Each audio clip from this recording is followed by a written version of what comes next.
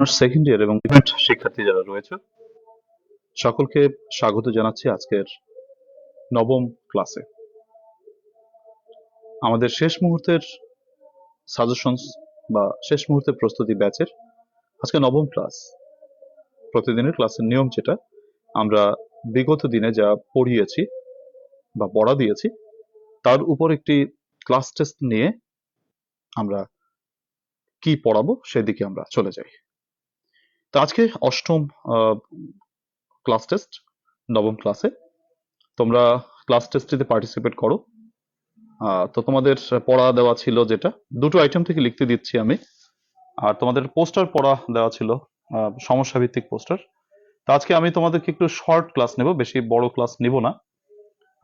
আজকে আমরা মূলত ডব্লিউএস কোশ্চেনটা লিখতে দেব না। ডব্লিউএস কোশ্চেনটা তোমাদেরকে আমি দরকার হয় রেকর্ডেড ক্লাসের মাধ্যমে বুঝিয়ে দেব, কারণ আজকে একটু ক্লাসটা শর্ট করতে হবে। এর জন্য মূলত আজকে সরাসরি ক্লাস টেস্টে যাব, তারপর রাইট ফর্ম অফ ভার্বস চলে যাব। তো তোমরা সবাই উত্তরগুলো করো এবং খাতায় সবাই লেখো। হ্যাঁ, তোমরা অনেকেই কানেক্টেড হয়েছো, সালাম দিয়েছো, ওয়ালাইকুম আসসালাম ও রহমতুল্লাহি ওয়া বারাকাতুহু। আদাব দিয়েছো, আদাব, নমস্কার। অনেকে জানতে চেয়েছো কেমন আছি। আলহামদুলিল্লাহ, রব্বুল আলমিনের রহমতে ভালো আছি। আশা করি তোমরাও ভালো আছো অনেকটাই। তো ঠিক আছে, সবাই করে ফেলো, ক্লাস টেস্ট পার্টিসিপেট করো। দুটি প্রশ্নের উত্তরের জন্য আমি তোমাদেরকে 5 মিনিট সময় দিচ্ছি। বাক্য রচনা না হয় এখন না করলে, পরে করলে, শুধু অ্যান্টোনিম গুলো লিখে ফেলো।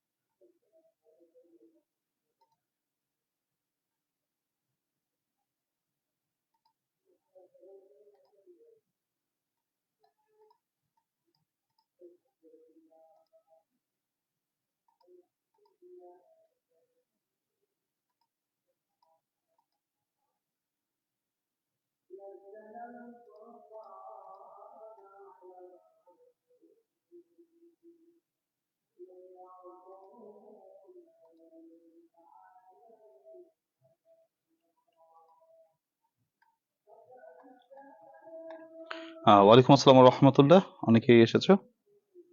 তানিয়া অনেক অসুস্থ, আল্লাহ তাআলা তাকে সুস্থ করে দিক।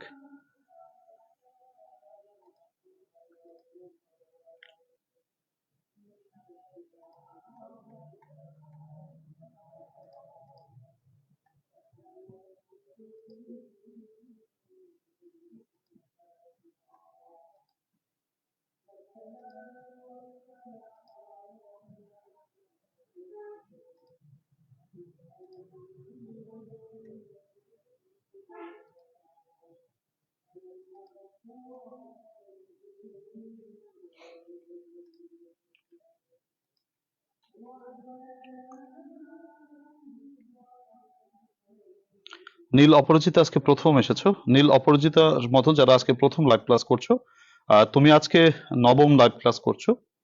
নীল অপরাজিতা আরো 8টি লাইভ ক্লাস তুমি মিস করেছো। তোমার কাজ হচ্ছে তুমি প্রতিদিন সকাল বেলায় বা দিনের ভাগে সময় যখন পাবে, বা যখনই সময় পাবে, তুমি বিগত 8টি ক্লাস বা তোমরা বিগত 8টি ক্লাস একদিন করে, মানে একদিন একটা একটা করে পিছন থেকে দেখে আসবে। এটা না করলে কিন্তু তুমি ক্লাসগুলো ধরতে পারবে না, ধরতে কষ্ট হয়ে যাবে। ঠিক আছে। অনেকে সালাম দিয়েছো, ওয়ালাইকুম আসসালাম, নমস্কার দিয়েছো অনেকে, নমস্কার। আজকের ক্লাসটা একটু অপেক্ষাকৃত ছোট হবে। আমরা ন্যাচারালি 2 ঘন্টা করি বা 1.5 ঘন্টার প্লাস করি, তো আজকে 1 ঘন্টারও কম হবে, কারণ আজকে আমাদের মাদ্রাসায় একটু মাহফিল হচ্ছে, তো সেখানে একটু পার্টিসিপেট করার ইচ্ছা আছে। তার জন্য ডব্লিউএস কোশ্চেনটা তোমাদেরকে আজকে লিখতে দেবো না, ওটা হচ্ছে আমি তোমাদেরকে দরকার হয় রেকর্ডেড ক্লাসের মাধ্যমে ওটা শেষ করে দেব। যারা আজকে প্রথম আছো প্লিজ তোমাদেরকে রিকোয়েস্ট করবো, প্লিজ তোমরা বিগত ক্লাসগুলো অবশ্যই করবে, দরকার হয় টেনে টেনে করবে, কিন্তু তারপরেও করবে, ঠিক আছে? Thank you. তো দেখো সবাই, উত্তরগুলো সবাই একটু বলি, কালকের ক্লাসে আমরা এটা পড়েছি, তো আবার একটু মিলিয়ে নিচ্ছি সবাই।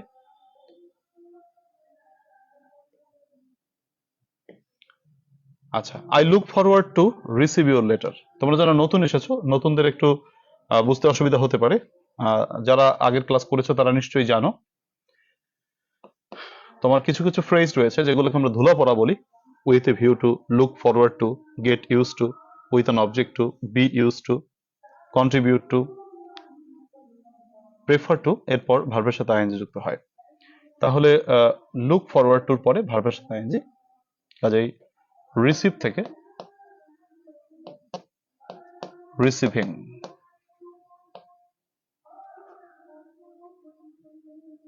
আচ্ছা, রিসিভ থেকে receiving. B number, it is high time, এখনই উত্তম সময়।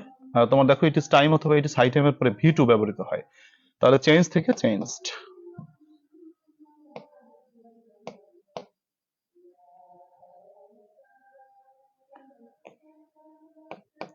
সি নম্বর, তোমরা জানো যে উইশের পর যদি ব্র্যাকেটে মেইন ভার্ব থাকে, কুড প্লাস ভি ওয়ান বসে।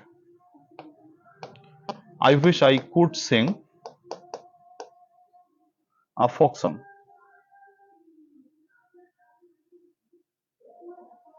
আচ্ছা, ডি নম্বর, স একটা মেইন ভার্ব, ওয়াক একটা মেইন ভার্ব, তাই মূল ভার্বের সাথে আইএনজি, ওয়াক থেকে ওয়াকিং।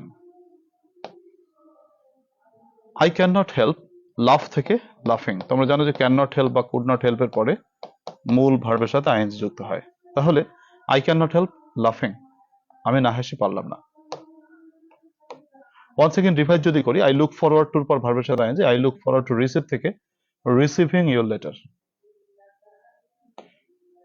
ইট ইজ হাই টাইমের পরে পাস্ট ইনডিফিনিট টেন্স, তার জন্য চেঞ্জ থেকে চেঞ্জড।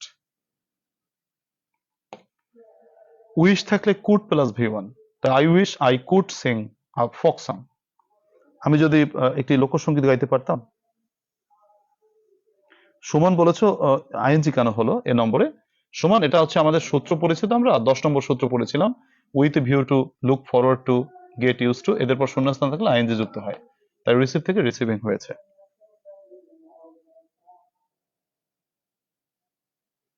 অমলচন্দ্র সিংহ, উইশ থাকলে ভি টু বসাতে হয়, কিন্তু সেটা ভি টু না, তোমাকে মেইন ভার্ব থাকলে কুড প্লাস ভি ওয়ান বসাতে হবে। কালকে বলেছিলাম উইশটা একটু ব্যতিক্রম, উইশের পর যদি ভি ওয়ান থাকে তাহলে কুড প্লাস ভি ওয়ান বসবে, আর যদি বি থাকে তাহলে ওয়ার বসবে, ঠিক আছে?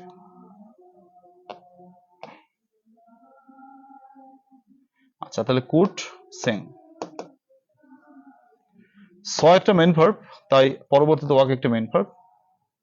একই বাক্যে দুটো মেইন ভার্ব থাকলে পরবর্তী মেইন ভার্বের সাথে আইএনজি যুক্ত হয়, কাজেই ওয়াক থেকে ওয়াকিং। আচ্ছা, ই নম্বর, আই ক্যান নট হেল্প, লাফ থেকে লাফিং। অ্যান্টোনিম গুলো আমরা পেরেছি কিনা?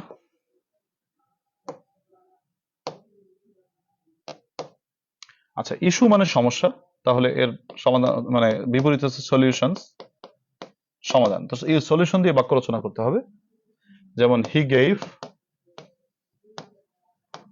An easy solution, easy solution to the problem. সে সমস্যার একটি সহজ সমাধান দিয়েছিল, easy solution to the problem.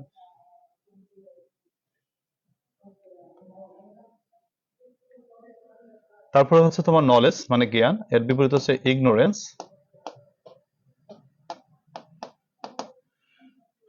Ignorance মানে অজ্ঞতা, যেমন বলতে পারো যে ইগনোরেন্স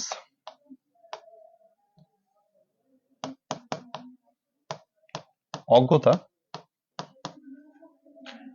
ইজ এ কার্স, অজ্ঞতা একটি অভিশাপ। ঠিক আছে। Knowledge ignorance, ignorance gives to many evils, এটা হ্যাঁ হবে। স্যার এমন সহজগুলি কি পরীক্ষা আসবে? সহজগুলো পরীক্ষা, এগুলো সহজ বলা হয় মনে হয় তোমার কাছে, এগুলো যারা পড়ে নাই তাদের কাছে জিজ্ঞেস করো সহজ কিনা। আচ্ছা, লিবার্টি মানে স্বাধীনতা, বন্ডেজ বলতে পারো মানে পরাধীনতা, অথবা বলতে পারো হচ্ছে তোমার ডিপেন্ডেন্স। আচ্ছা, বন্ডেজ যেমন nobody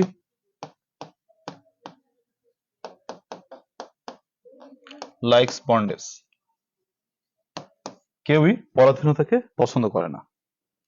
let's find out the solution, good, সুন্দর বাক্য। নোবডি লাইকস বন্ডেজ, হ্যাঁ সুন্দর প্রশ্ন, আমার সাথে মিলে গেছে তোমার। এই নম্বরটা আইএনজি কেন হলো? এই নম্বরটা কি ছিল? এই নম্বরটা ছিল আইএনজি। ও, স একটা মেইন ভার্ব নুরুল, এর জন্য পরবর্তী মেইন ভার্বের সাথে আইএনজি বসেছে। আচ্ছা,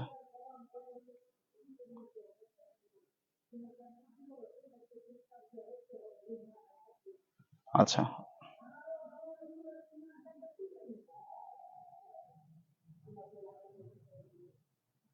নোবডি লাইকস বন্ডেজ। স্যার আজকে সেই বসে 9টা থেকে পর নোটিফিকেশন আসলো না, আসলে ফেসবুক অনেক সময় নোটিফিকেশন আসে না, আর আমি 9টা 15 বাজাই ফেলছি আজকে। আই লাইক ডিপেন্ডেন্স, আমি পরাধীনতা পছন্দ করি, হবে কিন্তু পরাধীনতা পছন্দ কি করি আমরা? Ignorance can ruin a person, অজ্ঞতা একজন মানুষকে ধ্বংস করে দিতে পারে, শাকিল বলেছো, খুব সুন্দর বাক্য। আচ্ছা, লফটি মানে সুউচ্চ, লফটি মানে হচ্ছে বিশাল মহান। কেউ বলেছো মিডল, মিডলও হবে, সাধারণত মিন বলি আমরা, নিচু মনের মানুষ। যেমন মিস্টার এক্স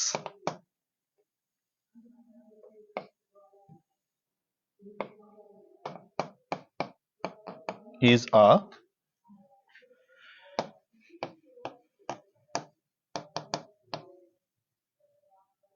মিন মাইন্ডেড পারসন, জনাব এক্স সাহেব একজন নিচু মনের মানুষ। লাক মানে ভাগ্য, মিসফরচুন দুর্ভাগ্য। আচ্ছা, যেমন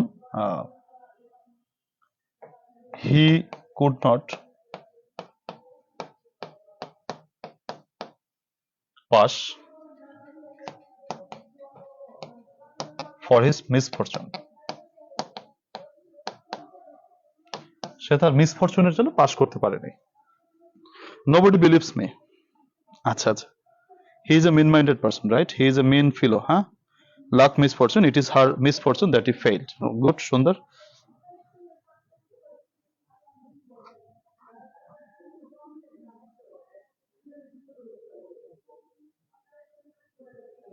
কি বলছো মোহাম্মদ শাহানুর রহমান? ভিডিও সিও লেভেল ভেরি লো, মানে লেভেল কি নো, এটা তো এইচডি দিছে বোধহয়।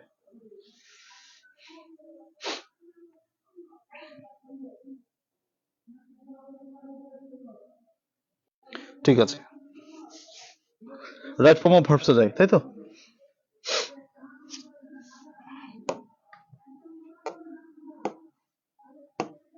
প্রিয় শিক্ষার্থীরা, আমরা বিগত ক্লাসে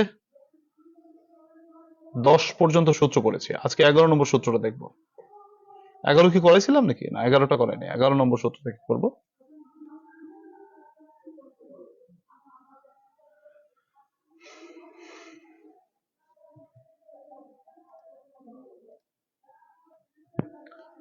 এগারো নম্বর সূত্র দেখো সবাই, 11 নম্বর সূত্র থেকে শুরু করছি। তোমার হোয়াইলের পর সরাসরি ব্র্যাকেট থাকলে ব্র্যাকেটে ভার্বের সাথে আইএনজি, সহজ কথাটা বোঝো। হোয়াইলের পর সরাসরি ব্র্যাকেট থাকলে ব্র্যাকেটে ভার্বের সাথে আইএনজি, আর হোয়াইলের পর সাবজেক্ট এবং তারপর ব্র্যাকেট থাকলে পাস্ট কন্টিনিউয়াস টেন্স হয়। পাস্ট কন্টিনিউয়াস টেন্স দিয়ে কাজ নাই, যদি তোমরা বুঝতে অসুবিধা হয়।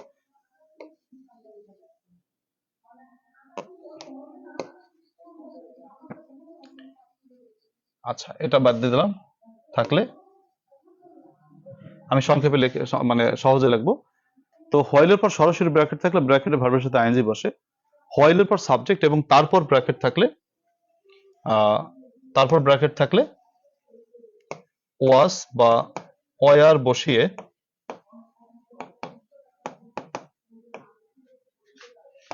তারপর আইএনজি করতে হয়।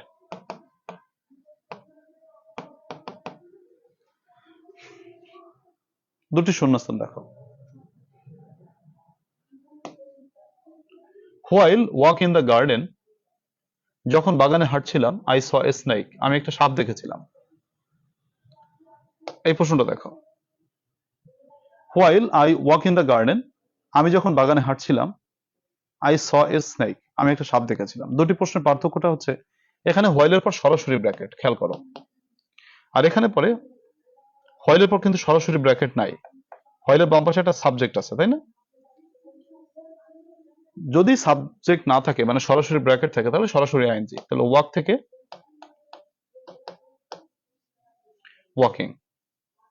কিন্তু যদি হোয়াইলের পর সাবজেক্ট থাকে এবং তারপর ব্র্যাকেট থাকলে আমাকে আগে ওয়াজ বা ওয়ার বসাতে হবে। তো ওয়াজ কখন বসে? ওয়াজ তো বসে মূলত থার্ড পারসন সিঙ্গুলার নাম্বারের জন্য আর আই এর জন্য, আর হচ্ছে ওয়ার বসে থার্ড পারসন প্লুরাল নাম্বারের জন্য। ওয়াজ ওয়ার ব্যবহার তো আগেই বলেছি আমি তোমাদের। তা আয়ের জন্য কি বসবে? আয়ের জন্য কি ওয়াজ বসবে নাকি ওয়ার বসবে? আয়ের জন্য ওয়াজ বসবে। While I was walking in the garden. দুটি পার্থক্য আমরা বুঝতে পারছি নিশ্চয়ই। তোমাদেরকে যদি দুটি প্রশ্ন দিয়ে তোমাদেরকে একটু বলি করতে, দেখি তোমরা পারো কিনা। ধরো একটা প্রশ্ন দিচ্ছি, আমি এবিসিডি দিয়ে দিচ্ছি। এ নম্বর প্রশ্ন দিচ্ছি যে হি মেট অ্যান অ্যাক্সিডেন্ট, সে একটি অ্যাক্সিডেন্টের সম্মুখীন হয়েছিল। হোয়াইল ক্রস দ্য রোড, সে একটি অ্যাক্সিডেন্টের সম্মুখীন হয়েছিল যখন রাস্তাটা পার হচ্ছিল। এটার উত্তর কি হবে? আচ্ছা, আরেকটা উত্তর, আরেকটা যদি বলি যে টু ফ্রেন্ডস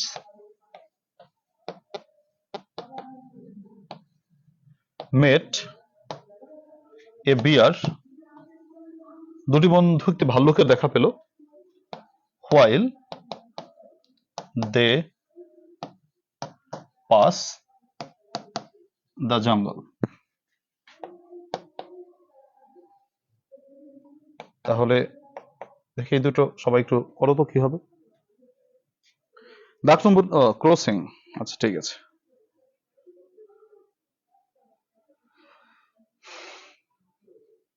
গুড।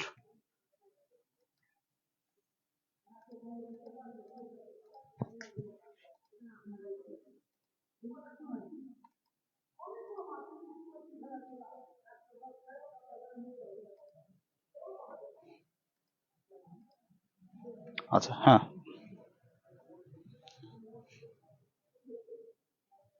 গুড, তোমরা সবাই মোটামুটি পেরেছো।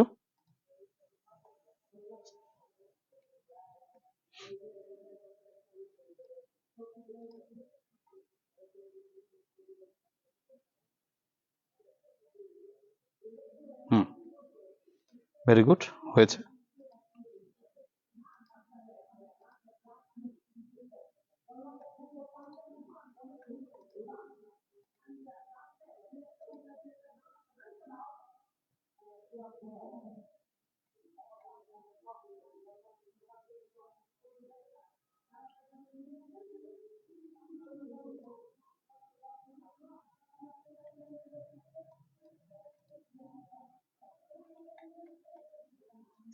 আচ্ছা হ্যাঁ, পেরেছো সবাই তো, মোটামুটি হয়েছে সবার। Two friends met a bear while they were passing. তাহলে প্রথম প্রশ্নের উত্তর হবে তোমার, দেখো he met an accident while, তাহলে হোয়াইলের পর সরাসরি ব্র্যাকেট, তার জন্য ভার্বের সাথে আইএনজি, এখানে ক্রস থেকে ক্রসিং। আর বি নম্বরে বলেছে টু ফ্রেন্ডস মেট এ বিয়ার, দুটি বন্ধু একটি ভাল্লুকের দেখা পেল। হোয়াইল দে, দের জন্য ওয়ার বসে, দের জন্য ওয়ার বসে, তাহলে ওয়ার পাসিং। আশা করি ক্লিয়ার। ঠিক আছে, থ্যাংক ইউ। এরপর আসো, তার পরের সূত্রে যাই। পরের সূত্রটা কিন্তু অনেকে বলে যে এটা স্যার মনে থাকে না। আমি এখানে 8টা সিকোয়েন্স আছে, 8টা সিকোয়েন্সের 6টা সিকোয়েন্স পড়লেই তোমার জন্য যথেষ্ট। সিকোয়েন্স গুলো দেখো, খালি মনে রাখার বিষয়টা হচ্ছে সিকোয়েন্স গুলো। মনে রাখার বিষয় আছে। এটা এটা প্র্যাকটিস করতে করতে আমাদের মনে থাকে মূলত। এটা মুখস্থ করতে গেলে হয় না, তবে প্র্যাকটিস করতে করতে মুখস্থ হয়ে যায়। আচ্ছা, বিফোর এর সিকোয়েন্সটা পড়ি আগে। আমরা বিফোর এর সিকোয়েন্সটা পড়ি। বিফোর এর বাম পাশে বসে হ্যাড প্লাস V3, ডান পাশে বসে V2। যেমন আমি যদি বলি দি পেশেন্ট হ্যাড ডায়েট, রোগীটি মারা গেল বিফোর, আচ্ছা, দ্য ডক্টর কেম। এখানে বিফোর আছে মাঝখানে, দেখো বিফোর থাকার কারণে বাম পাশে বসেছে হ্যাড ডায়েট মানে হ্যাড প্লাস V3, আর ডান পাশে বসেছে V2 মানে হচ্ছে কেম। ঠিক আছে। আফটারের ক্ষেত্রে সিকোয়েন্সটা উল্টো। আফটারের ক্ষেত্রে বিফোরের মানে আফটারের ক্ষেত্রে আফটার বাম পাশে V2, ডান পাশে হ্যাড প্লাস V3। দেখো উল্টো সিকোয়েন্স কিন্তু।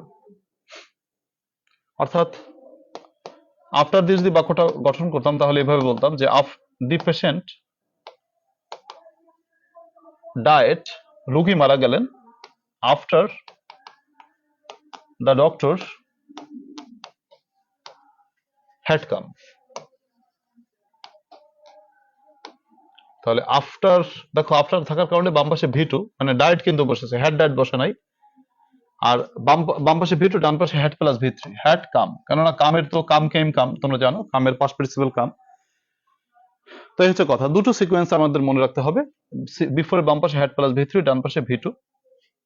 আচ্ছা, আফটারের ক্ষেত্রে উল্টো, আফটারের বাম পাশে V2, ডান পাশে হ্যাড প্লাস V3। আচ্ছা ফাইন। এখন তোমার কথা হচ্ছে স্যার এটা তো মনে থাকে না। তোমরা একটা খেয়াল করো কথা, আমাদের পরীক্ষা কিন্তু দুই পাশে শূন্যস্থান থাকবে না, আমাদের পরীক্ষা শূন্যস্থান থাকবে এক পাশে। তাহলে বিফোর আফটারের ক্ষেত্রে তুমি এক পাশ দেখে আরেক পাশ শূন্যস্থান পূরণ করতে পারো।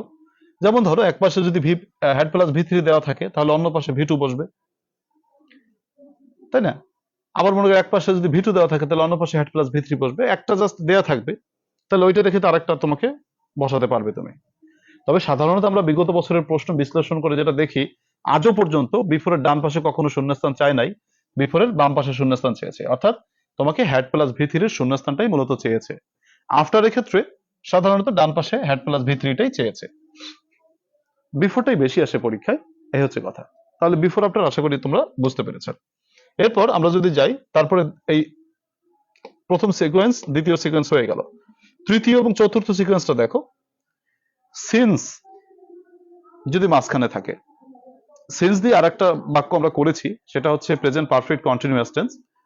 ওই বাক্যের ক্ষেত্রে তোমরা খেয়াল রাখবা, ওই বাক্যে কিন্তু সিন্সের পর একটা সময় থাকে, যেমন সিন্স মর্নিং, সিন্স 2 days, হ্যাঁ এরকম।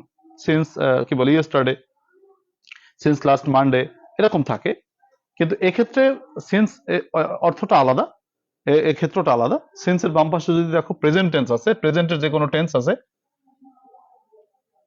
ডান পাশে V2 বসাতে হয়। সিন্সের বাম পাশে যদি পাস্ট টেন্স থাকে, ডান পাশে হ্যাড প্লাস V3 বসাতে হয়। উদাহরণ দেখো, যেমন আমি যদি বলি যে it is a long time, অনেক দিন কেটে যায়, since I see you last. অনেকদিন কেটে যায়, আমি তোমাকে গত দেখেছিলাম। আরেকটা বাক্য যদি আমি লিখি যে ইট ওয়াজ এ লং টাইম, অনেক দিন কেটে গিয়েছিল, since I see you last.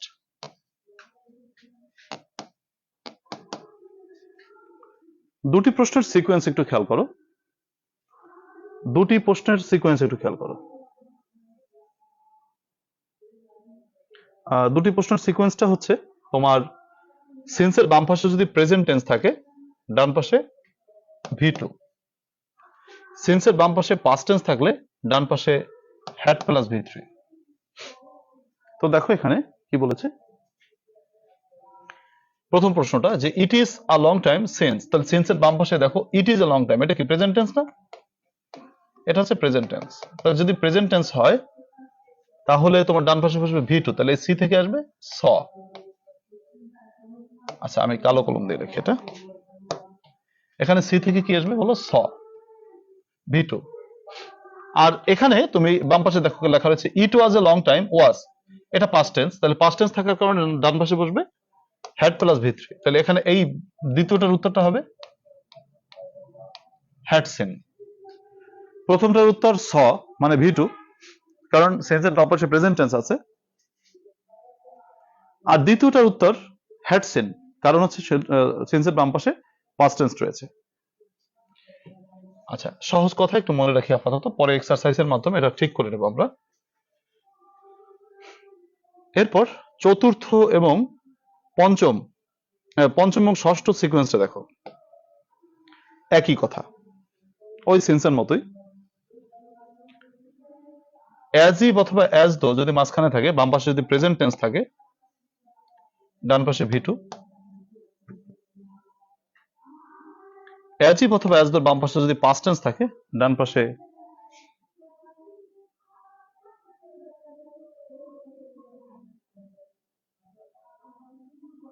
আচ্ছা সিন্সের অ্যাজ ইফ অথবা অ্যাজ দোর বাম পাশে যদি পাস্ট টেন্স থাকে, ডান পাশে হ্যাড প্লাস ভি3 বসে। যেমন আমি যদি বলি যে যেমন দেখো যে হি টক্স, সে কথা বলে।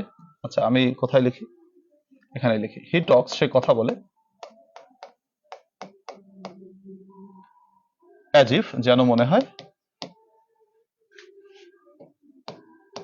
হি নো এভরিথিং বা নো অল, সে এমন ভাবে কথা বলে যেন মনে হয় সে সবকিছু জানে। এটা একটা বাক্য। আরেকটা বাক্য যদি তোমাকে বলি আমি, যে হি টকড,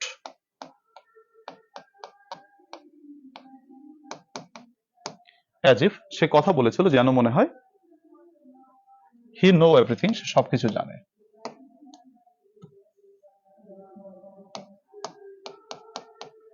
বা হি নো অল। এই দুটি বাক্যের গঠনটা একটু দেখি আমরা সবাই। প্রথম বাক্যটিতে অ্যাজ ইফ এর বাম পাশে কি আছে? অ্যাজ ইফ এর বাম পাশে আছে টক্স। টক্সটা কি প্রেজেন্ট টেন্স? আচ্ছা, তাহলে অ্যাজ ইফ এর বাম পাশে যদি প্রেজেন্ট টেন্স থাকে, ডান পাশে কি বসবে? ভি2। তাহলে এই যে নো আছে, নোর অ্যান্সার কি হবে? নিউ, ভি2। তারপরের প্রশ্নটা দেখো সবাই, কি আছে? হি টকড, সে কথা বলেছিল, অ্যাজ ইফ, যেন মনে হয়।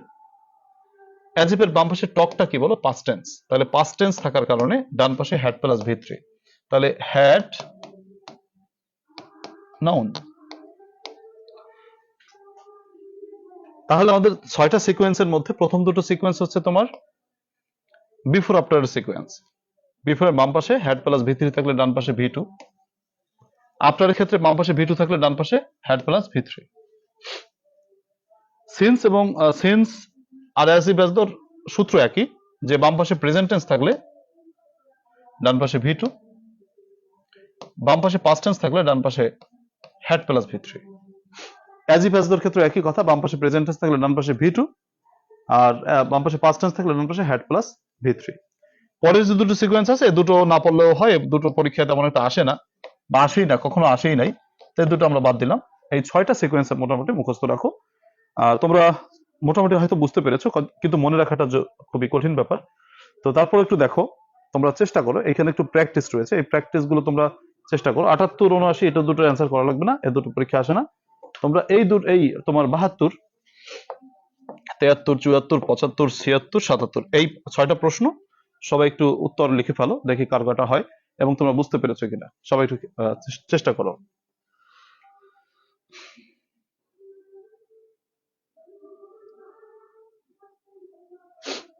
দেখো,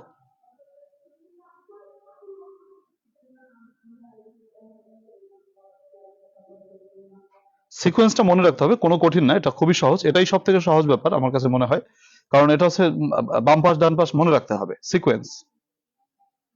যাদের মাথার উপর দিয়ে যাচ্ছে তারা ক্লাসগুলো কমেন্ট বাদ দিয়ে তোমরা একটু ক্লাসগুলো বোঝো, মানে ক্লাস বোঝার দরকার নেই, ক্লাসগুলো দেখো। যে টপিক মাথার উপর দিয়ে যাবে ওই টপিকে কোনো কমেন্ট করবে না, শুধু দেখবা, ঠিক আছে? এটা হচ্ছে নিয়ম, ঠিক আছে? যে টপিক একটু বুঝতে কঠিন বলে মনে হবে ওইটার উপর কোনো কমেন্ট করবে না, শুধু দেখতে থাকবা, তাহলে ভালো বুঝবা। তো একটু লেখো, সবাই একটু দেখো, চেষ্টা করো সবাই। না পারলে আমি অবশ্যই করেই দিচ্ছি, আবার একটু বুঝাই দিচ্ছি।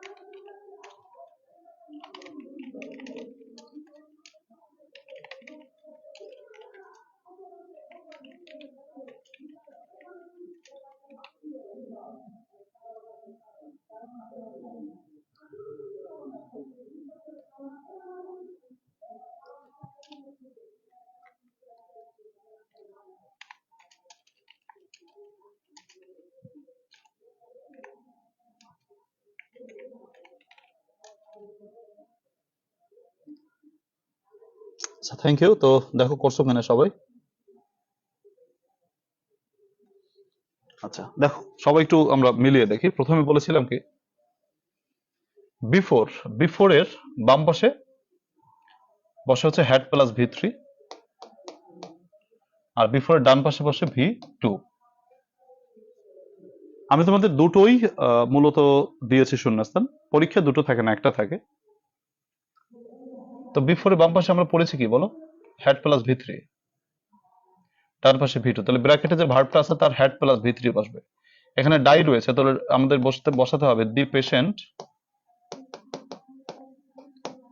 হ্যাড প্লাস ভি3। তাহলে had had died, had plus ভি3 বসালাম।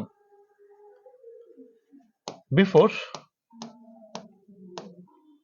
The doctor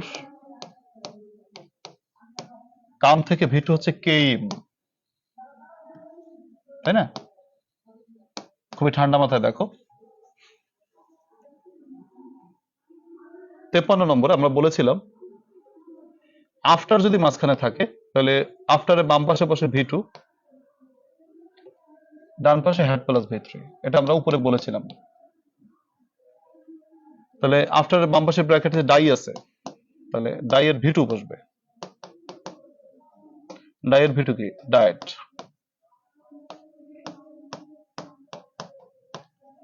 after the doctor had plus ভি3 ডান পাশে, তাহলে হ্যাড কাম।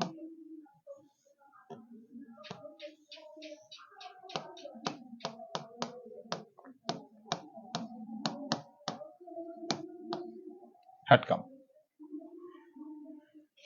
এই সিকোয়েন্স দুটো বুঝছো কিনা দেখো, সিকোয়েন্স দুটো বুঝছো কিনা?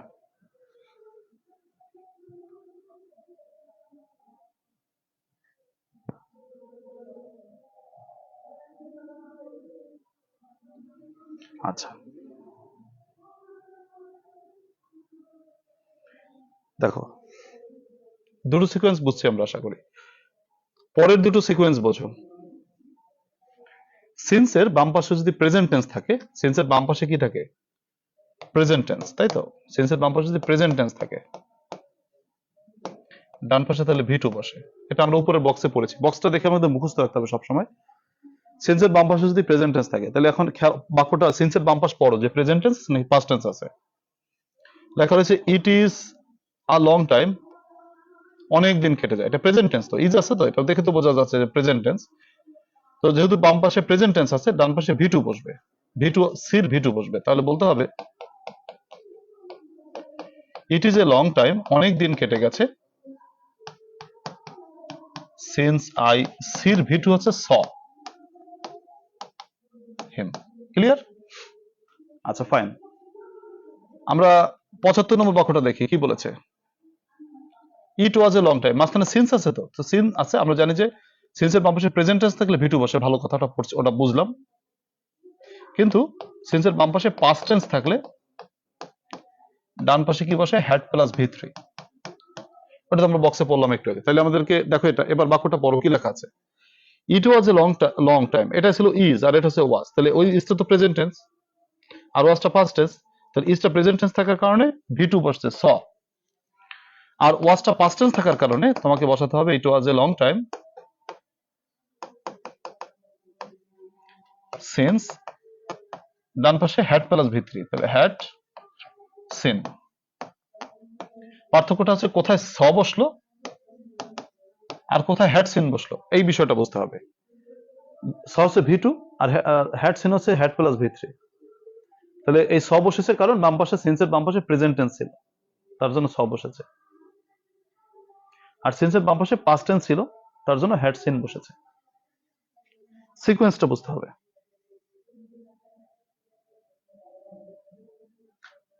তারপরে 76 নম্বর সিকোয়েন্সটা ওই একই কথা, ওই অ্যাজ তো বা সিন্সের সূত্র একই, অর্থাৎ সিন্স অথবা অ্যাজ এর বাম পাশে যদি প্রেজেন্ট টেন্স থাকে তার ডান পাশে ভি টু, আর সিন্সের বাম পাশে যদি পাস্ট টেন্স থাকে, মানে অ্যাজ এর বাম পাশে যদি পাস্ট টেন্স থাকে, ডান পাশে হ্যাড প্লাস ভি থ্রি। তোমাকে দেখতে হবে অ্যাজ এর বাম পাশে প্রেজেন্ট টেন্স আছে নাকি পাস্ট টেন্স আছে।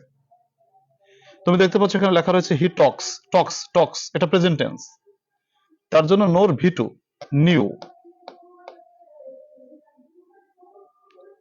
আর 77 নম্বর বাক্যটা দেখো, অ্যাজ এর বাম পাশে পাস্ট টেন্স আছে, টকড, তার জন্য ডান পাশে হ্যাড প্লাস ভি থ্রি। তাহলে এটার অ্যান্সার হবে হ্যাড নোন।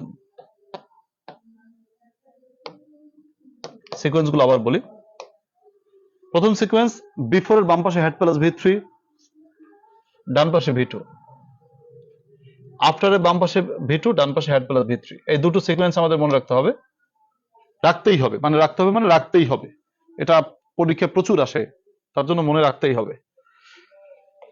74, 75, মানে এই পরের দুটো সিকোয়েন্স, এই দুটো সিকোয়েন্স এক, কথা একটাই। বাম পাশে প্রেজেন্ট টেন্স থাকলে ডান পাশে ভি টু, বাম পাশে পাস্ট টেন্স থাকলে ডান পাশে হ্যাড প্লাস ভি থ্রি।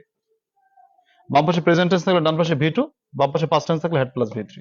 কথা ওইটাই। এবার বোধহয় কিছুটা বুঝেছো। তোমরা বুঝেছো কিনা আর একটু চেক করো নিজেকে। এখানে তোমার 6টা প্রশ্ন আছে, 6টা প্রশ্নের উত্তর একটু করো সবাই।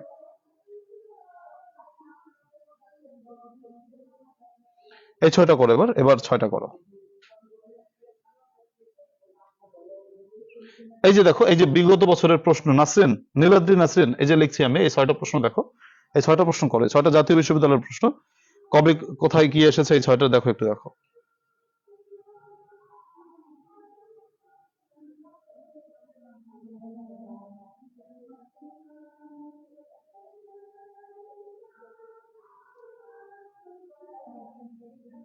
বিল্লাল খুব ফানি একটা কমেন্ট করেছো, ঠিক বলেছো। দেখি এই কটা একটু চেষ্টা করো তো, দেখি কি হয়। বিগত বছরের প্রশ্ন, জাতীয় বিশ্ববিদ্যালয়ের প্রশ্নটা দেখো সবাই।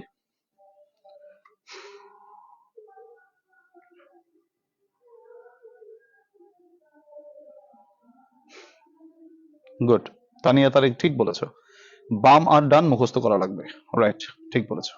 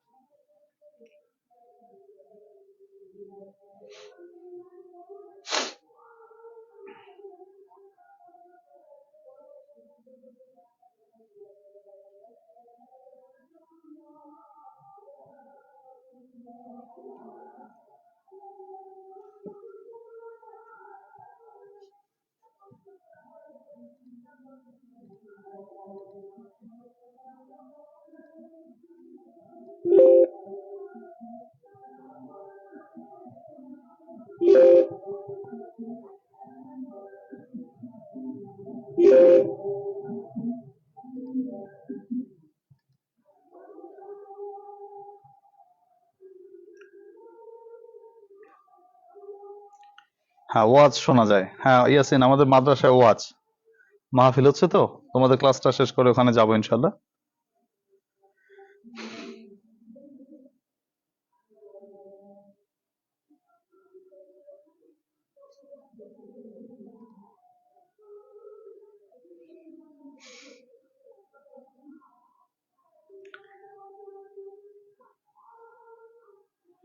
হ্যাঁ সোহেল, আমাদের মাদ্রাসায় ওয়াজ হচ্ছে, বাড়ির পাশে মাদ্রাসা, বাড়ির পাশের মাদ্রাসায় ওয়াজ হচ্ছে, তো তো ক্লাসটা শেষ করে আবার ইনশাল্লাহ যাবো ওখানে।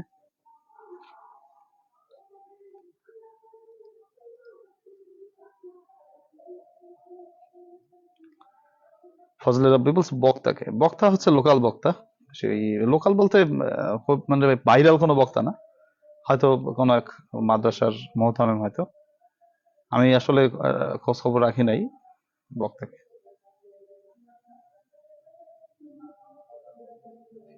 Thank you. দেখো মিলিয়ে নেই সবাই।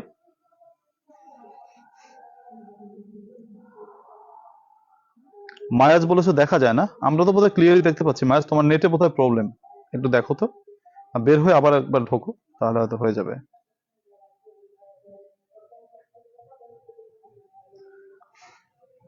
তাহলে মিলিয়ে নেই সবাই, দেখো।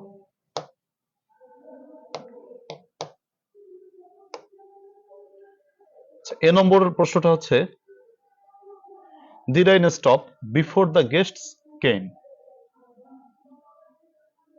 বিফোরের বাম পাশে হ্যাড প্লাস ভি3, এখানে কেম রয়েছে, ভি2 রয়েছে। আচ্ছা, তো হ্যাড প্লাস ভি3, তাহলে অ্যান্সারটা হবে হ্যাড স্টপড। স্টপড বানানটা অনেকের ভুল হতে পারে, পি কিন্তু দুইটা, দেখো ভুল গেছে বানান অনেকের, পি কিন্তু দুইটা, হ্যাড স্টপড, স্টপড। ক্লিয়ার? আচ্ছা, বি নম্বর, সিন্সের বাম পাশে ইট ইজ, এটা প্রেজেন্ট টেন্স। দেখো প্রেজেন্ট টেন্স থাকলে ডান পাশে ভি2, তাহলে সির ভি2 আছে স।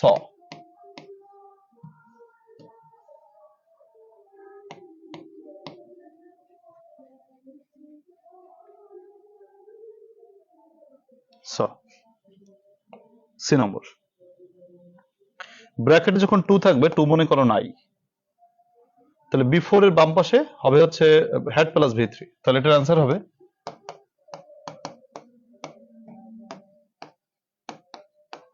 Had died.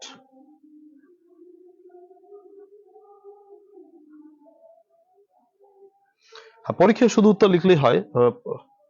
প্রশ্ন করছে মেঘলামন যে পরীক্ষা শুধু উত্তর লিখবে কেন, শুধু উত্তর লিখলেই হয়, সমস্যা নেই।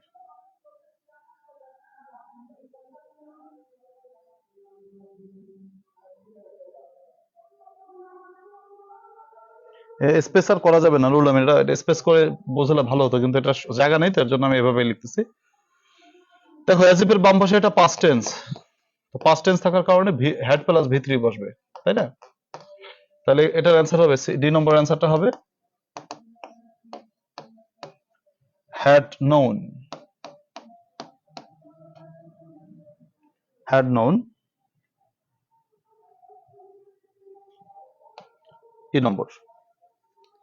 দেখো অ্যাজ ইফ এর বাম পাশে হচ্ছে তোমার অ্যাজ ইফ এর বাম পাশে টক্স মানে প্রেজেন্ট টেন্স, তাই না? প্রেজেন্ট টেন্স, তাহলে প্রেজেন্ট টেন্স থাকলে বাম পাশে ভি টু বসবে, ভি টু। তাহলে ভি টু হচ্ছে হির জন্য ওয়াজ বসানো উচিত, কিন্তু বসবে অয়ার, কারণ ই নম্বর, দেখো এটা একটু কারণ বলি। ই নম্বরে অ্যাজ ইফ, অ্যাজ দো এরপর পাস্ট বোঝাতে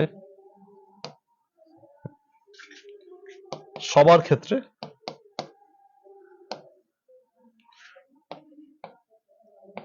বি এর অয়ার হয়। এই বিষয়টা বুঝছো কিনা? এটা ব্যতিক্রম, এটা ব্যতিক্রম, একটু একটু একটু খেয়াল করো সবাই। ভি টু বসানোর কথা, এর জন্য অনেক কথা ওয়াজ দিয়েছো এর জন্য, কিন্তু অ্যাজ ইফ অথবা অ্যাজ দো এর ক্ষেত্রে তোমার মনে করো পাস্ট টেন্স বুঝাইলে যে কোনো সাবজেক্টের জন্য ব্র্যাকেটে বির জন্য অয়ার ব্যবহৃত হবে, ঠিক আছে? তোমার এখানে আই থাকলে ওয়ার ব্যবহৃত হতো, হির জন্য ওয়ার ব্যবহৃত হতো, ইউর জন্য ওয়ার ব্যবহৃত হতো, মানে সবার। এটা হচ্ছে কার জন্য ব্যতিক্রম, যে অ্যাজ ইফ এর জন্য, ঠিক আছে? অ্যাজ ইফ এর জন্য ওয়ার বসবে, ঠিক আছে? এফ নম্বর, অ্যাজ ইফ এর বাম পাশে দেখো এটা পাস্ট টেন্স, পাস্ট টেন্স, তাহলে পাস্ট থাকার কারণে ডান পাশে হ্যাড প্লাস ভি থ্রি বসবে,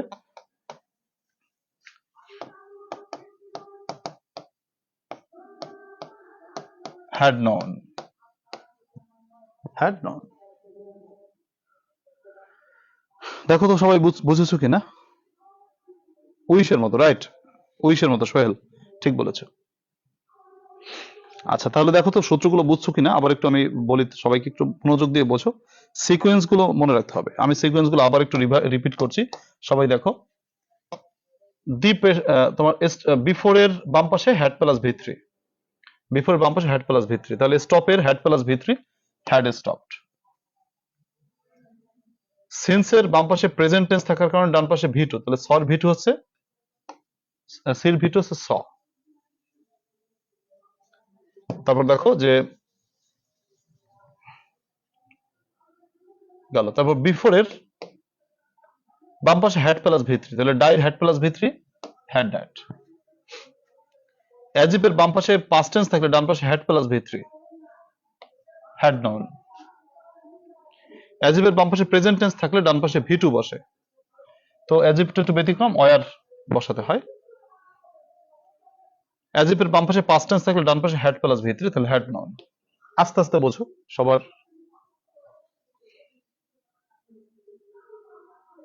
আর একটা সূত্র আছে, একটা সূত্র হয়ে গেলে শেষ হয়ে যায়। আচ্ছা আবার বুঝান ই নম্বরটা। ই নম্বরটা দেখো, ই নম্বরটা হচ্ছে হির জন্য ভি টু, ভি টু হচ্ছে ওয়াজ বসানো উচিত ছিল, কিন্তু আমরা মনে রাখবো যে অ্যাজ ইফ অথবা কি বলো অ্যাজ দো এরপর পাস্ট টেন্স বোঝাতে যে কোনোটার জন্য আয়ার ব্যবহৃত হয়, যে কোনোটার জন্য আয়ার ব্যবহৃত হয়।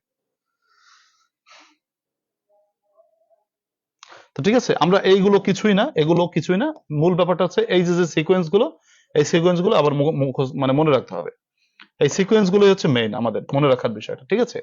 তোমার প্রথমে বিফোর এর বাম পাশে হ্যাড প্লাস ভি থ্রি, ডান পাশে ভি টু। আফটার এর ক্ষেত্রে বাম পাশে ভি টু, ডান পাশে হ্যাড প্লাস ভি থ্রি। এই চারটা সিকোয়েন্সই এক। বাম পাশে প্রেজেন্ট টেন্স থাকলে ডান পাশে ভি টু, বাম পাশে পাস্ট টেন্স থাকলে ডান পাশে হ্যাড প্লাস ভি থ্রি। এই চারটা সিকোয়েন্সের কথাই একই। এ দুটো লাগবে না, এ দুটো আজকে এ দুটো লাগবে না, এ দুটো বাদ দিয়ে দাও, এ দুটো লাগবে না, এ দুটো সমস্যা, এ দুটো বাদ দিয়ে দাও।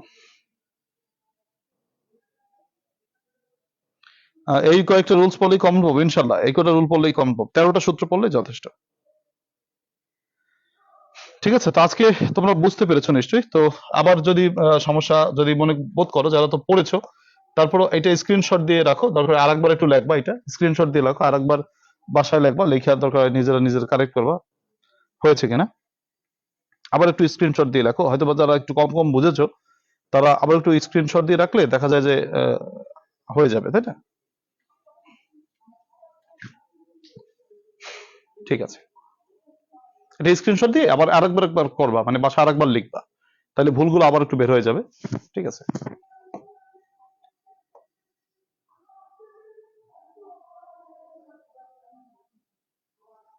আচ্ছা অ্যান্টোনিমের কথা বলছিলাম, অ্যান্টোনিম আমাদের পড়া দিতে হবে। আগামী গতকালকে ছিল হচ্ছে তোমার ৮০ পর্যন্ত, আজকে ৮১ থেকে ৯০। সবাই একটু স্ক্রিনশট দিয়ে নাও যাদের কাছে বই নেই।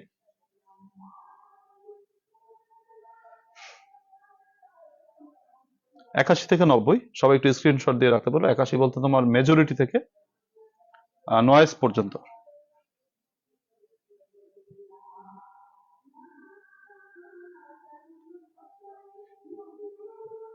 কি বলেছো ফজলে রাবড়ি? বলেছো বিগত বছরের প্রশ্নগুলো ভালো করলে কমন বাঁধবে না? হ্যাঁ ইনশাল্লাহ, বিগত বছরের প্রশ্ন করলে কমন বাঁধবে। হ্যাঁ পড়ে নিও তোমরা। এবার আসলে আমরা একটু ইসে যাচ্ছি, পোস্টার। পোস্টার হচ্ছে আমাদের প্রথমটা পড়া দেওয়া ছিল, এবার হচ্ছে আমরা পোস্টারের দ্বিতীয় পোস্টারটা পড়া দিব, অর্থাৎ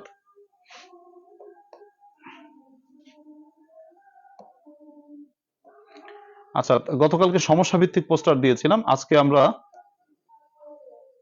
রোগ বিষয়ক পোস্টার করব। আলোচিত কোনো রোগ বা মহামারী, দেখো আলোচিত কোনো রোগ বা মহামারী বিষয়ক যে আমাদের পোস্টার।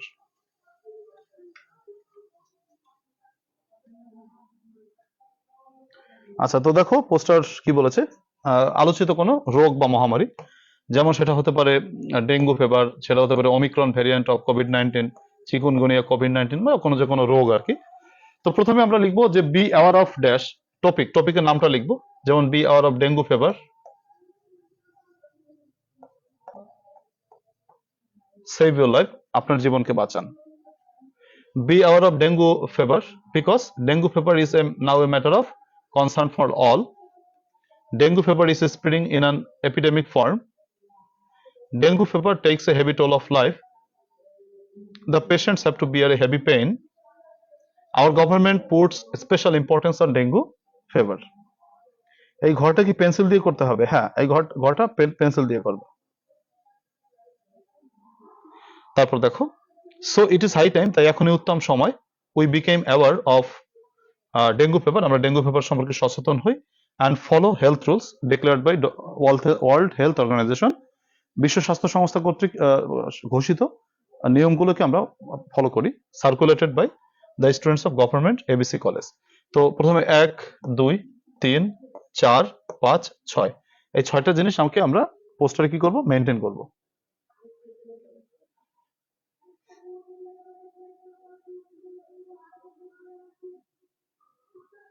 গেল, এরপর আসো, আচ্ছা এটাই তো, এই একটা পড়লে মোটামুটি আজকে এইটাই পড়া থাকলো তোমার কোনো আলোচিত মহামারী বা রোগ সম্পর্কে।